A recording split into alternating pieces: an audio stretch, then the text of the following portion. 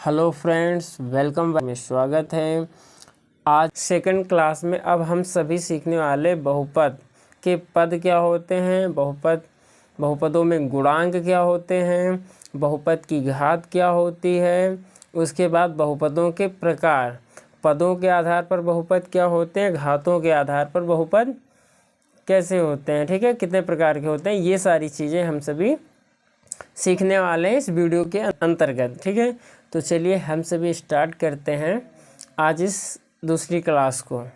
तो सबसे पहले हम लोग बात कर लेते हैं पद, जिसको इंग्लिश में बोलते हैं टर्म। ठीक है, तो पद बेसिकली क्या होते हैं।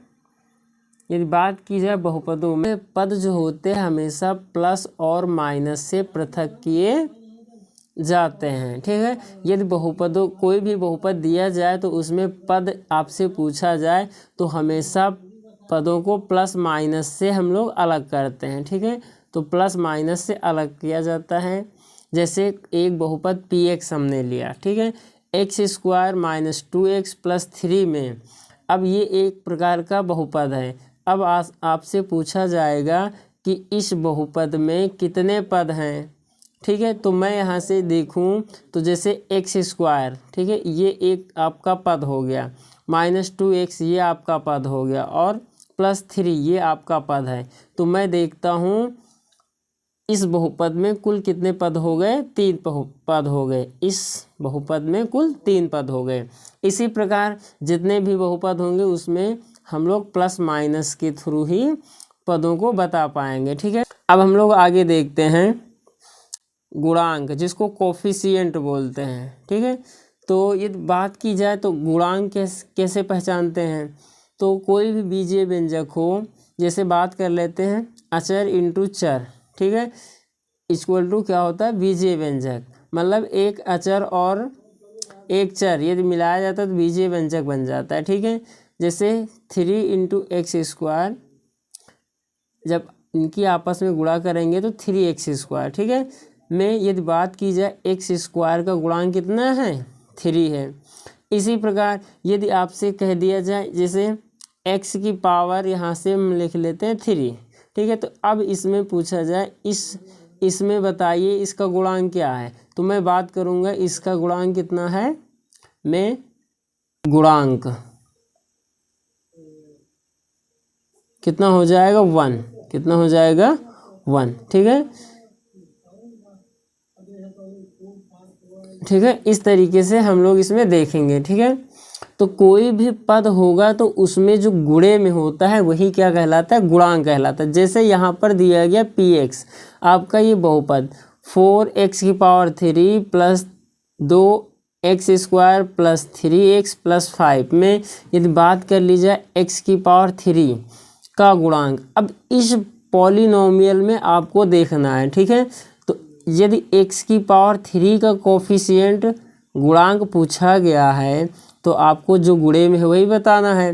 तो x की पावर 3 का गुणांक कितना होगा, 4 होगा। इसी प्रकार एक्स स्क्वायर का गुणांक देखा जाए तो कितना है, 2 है। इसी प्रकार x का गुणांक यदि पूछा जाए तो कितना होगा, 3 होगा। तो इस प्रकार हम लोग गुणांक को पहचान लेते हैं और गुणांकों को बता देते हैं। ठीक है, चलिए हम लोग बहुपद की घात देखते हैं क्या होती है। डिग्री ऑफ पॉलिनोमियल्स, यदि कोई बहुपद एक चर में है तो चर की अधिकतम घातांक उस बहुपद की घात कहलाती है। ठीक है, यदि मैं किसी बहुपद को लूँ और उस बहुपद में बहुपद की घात पूछी जाए तो दिए गए बहुपद में जो चर की अधिकतम घात होगी वो उस बहुपद की घात कहलाएगी। जैसे एक आपका यहाँ पर दिया गया बहुपद है 3x square plus 5x plus 6, 2 है। यहाँ से देखा जाए चर की अधिकतम घात कितनी है, 2 है, इसलिए इस बहुपद की घात कितनी हो जाएगी, 2 हो जाएगी। इसी प्रकार मैं यहाँ पर देखता हूँ, यहाँ पर एक दूसरा एग्जाम्पल है 3x प्लस 5 में यदि घात पूछी जाए, में घात कितनी है, 1 है। किसकी, चर की घात कितनी है, 1 है। चर आपका x है, इसकी घात 1 है, इसलिए बहुपद की घात कितनी हो जाएगी, बहुपद की घात 1 होगी। ठीक है, इस प्रकार हम लोग चेक कर लेते हैं। यहाँ पर देखा जाए एक बहुपद m में दिया है, तो m की पावर 4 + 6m² + 7, इसमें यदि बात की जाए तो चर की अधिकतम घात कितनी है, 4 है, इसलिए इस बहुपद की घात कितनी हो जाएगी, 4 होगी। ठीक है, इस प्रकार हम लोग बता सकते हैं। यहाँ 5 + 2y + 9 × y की पावर 6 में यदि घात की बात की जाए तो कितनी है, 6 है, क्योंकि अधिकतम घात किसकी देखी जाती है, चर की। ठीक है, चर यहाँ पर y है, y की अधिकतम घात 6, इसलिए बहुपद की घात कितनी हो जाएगी, 6। यहाँ पर देखा जाए एक अचर बहुपद है। ठीक है, इसमें देखा जाए तो 5 लिखा है। ठीक है, और यहाँ पर चर क्या है, इनटू में यदि मैं देखूँ x मान लूँ तो जिसकी पावर 0 होती है। ठीक है, तो 0 होगी तो उसका मान 1 होगा, इस वजह से ये आपका अचर पद होता है। ठीक है, इस प्रकार हम लोग कह सकते हैं कि यहाँ पर ये कैसा बहुपद है। ठीक है, बहुपद की घात कितनी होगी, 0 होगी, घात पूछा जा रहा है। ठीक है, इस प्रकार हम लोग बता देंगे बहुपद की घात 0, क्योंकि यहाँ चर आपका क्या है, कुछ नहीं है। ठीक है, तो 1 मान लेंगे, 1 को हम लोग क्या लिख सकते हैं। ठीक है, जैसे हम लोग देखते हैं, जैसे अभी इसी को लिया था 5 × 1। ठीक है, हम लोग यहाँ पर मान लेते हैं। ठीक, 1 यदि किसी संख्या में 1 का गुणा किया जाए तो उतना ही रहता है, और इस प्रकार यदि बात की जाए तो जिसकी पावर 0 होती, जिसकी पावर 0 होती उसकी वैल्यू कितनी होती, 1। इस वजह से 5 × x की पावर 0। तो यहाँ पर बात की जाए तो यहाँ पर अचर पद जो 5 है इसकी घात, ठीक, बहुपद की घात पूछी जाए तो कितनी हो जाएगी, 0 हो जाएगी। ठीक है, चर की घात 0, इस वजह बहुपद की घात 0 होगी। चलिए हम लोग बहुपदों के प्रकार, काइंड्स ऑफ पॉलिनोमियल। तो सबसे पहले हम लोग बात करते हैं पदों के आधार पर बहुपद। जैसे कि सबसे पहले हम लोग देखते हैं एक पदी, मोनोमियल। ठीक है, एक ऐसा बहुपद जिसमें केवल एक ही पद हो उसे हम लोग एक पदी बहुपद कहेंगे। जैसे 3x² एक पद है। ठीक है, 4y ये भी क्या है, एक पद है। 7t ये भी देखा जाए तो इसमें एक पद है। तो इस प्रकार एक पदी बहुपद सिर्फ एक पद होता है। ठीक है, इसके बाद बात करते हैं द्विपदी, बाइनोमियल। तो एक ऐसा बहुपद जिसमें केवल 2 पद हों। ठीक है, मतलब 2।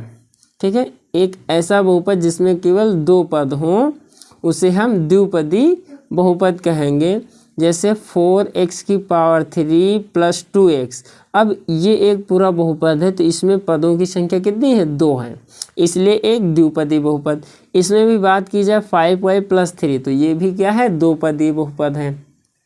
ठीक, इसके बाद बात करते हैं त्रिपदी। ठीक है, ट्राइनोमियल। ठीक है, त्रिपदी बहुपद जिसको हम लोग बोलेंगे ट्राइनोमियल। एक ऐसा बहुपद जिसमें केवल 3 पद हों उसे हम लोग त्रिपद बहुपद कहेंगे। जैसे 4x² + 3x + 2 तो इसमें कितने पद हैं, 3 पद हैं, इसलिए ये क्या हो गया, त्रिपद बहुपद। ठीक है, इसके बाद हम लोग बात कर लेते हैं शून्य बहुपद, 0 पॉलिनोमियल्स। एक ऐसा बहुपद जिसमें यदि a0 a1 a2 a3 ... an मतलब जितने भी गुणांक हैं जो अचर होते हैं वो क्या हैं, 0 हों तो शून्य बहुपद प्राप्त होता है, जिसे हम लोग 0 से प्रकट किया जाता है या 0 से लिखा जाता है। शून्य बहुपद की घात अपरिभाषित होती है।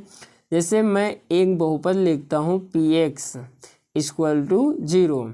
ठीक है, तो ये क्या हो जाएगा, 0 से व्यक्त किया जाता है, इस वजह से ये आपका शून्य बहुपद। और इस प्रकार ये देखा जाए, दूसरा हमने एग्जांपल लिया px = 0 × x³ यदि x³ का 0 में गुणा किया जाए तो 0 ही आंसर आएगा। तो इस प्रकार ये क्या हो जाएगा, शून्य बहुपद।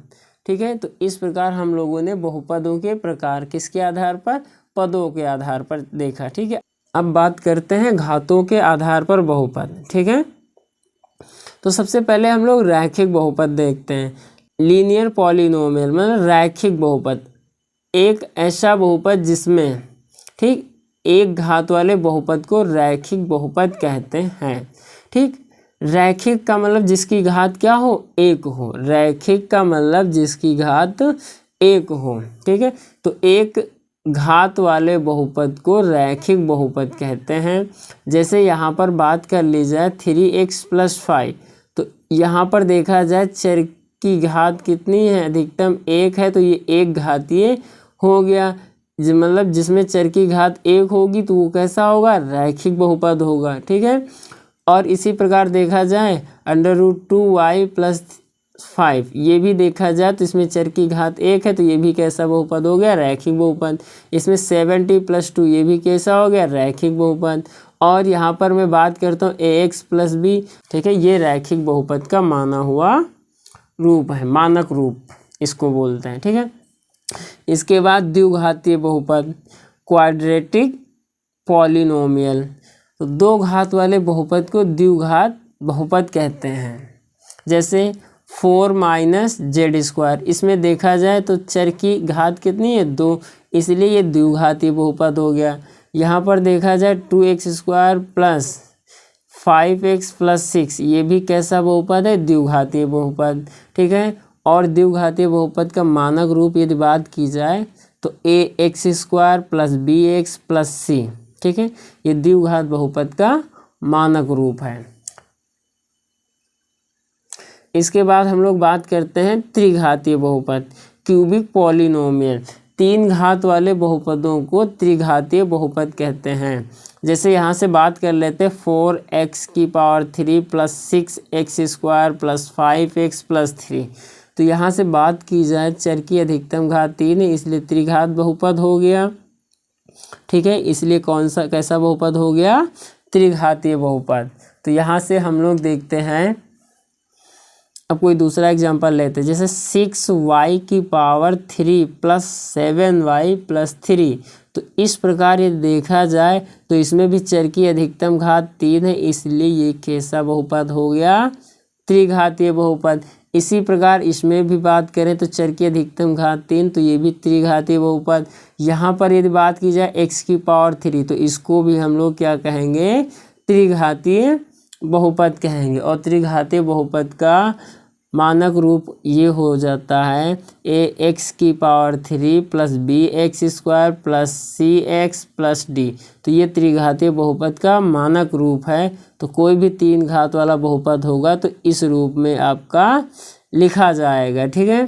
तो आई होप कि आप सभी को ये चीज़ समझ में आई होगी, ठीक है। यदि आई है तो वीडियो को लाइक, शेयर एंड सब्सक्राइब ज़रूर करें। चलिए मिलते हैं नेक्स्ट वीडियो में, तब तक के लिए जय हिंद।